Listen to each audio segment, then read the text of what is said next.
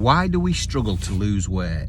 The real problem is hunger. Many of us think the answer then is snacking. This is not the case.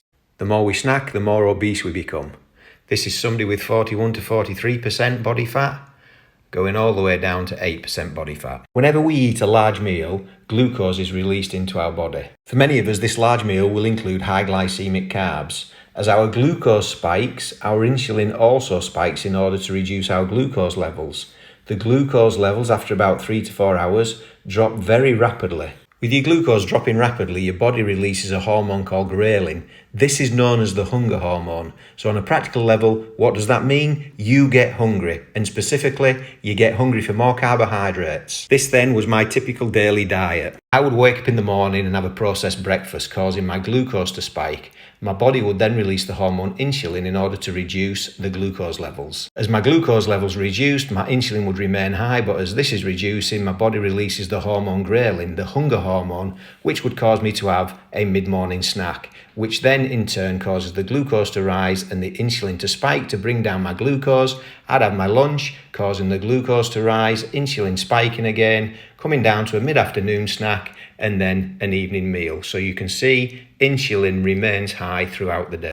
If, like me, this is your typical day, we are at real risk of insulin resistance. Early onset signs of becoming insulin resistant, which leads to type 2 diabetes, obesity, and a myriad of other illnesses are a darkening of skin around the neck, on the chin, under the arms, or on the back of the ankles, skin tags, or an excess of hair that's growing on your chest and abdomen.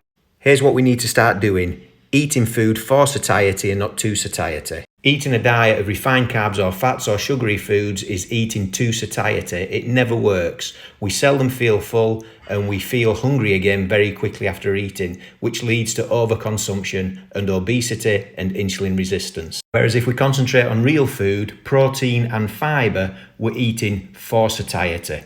This food makes us feel full and we feel fuller for longer. So what then do we do to get rid of those thousands of calories as body fat that our body has stored for energy for later use? Here's what I'm now doing. I wake up in the morning and I'm fasting. My insulin is low, my body's reset, which is allowing my body to access the fat cells for energy, that highly concentrated source of energy that the body has stored as fat.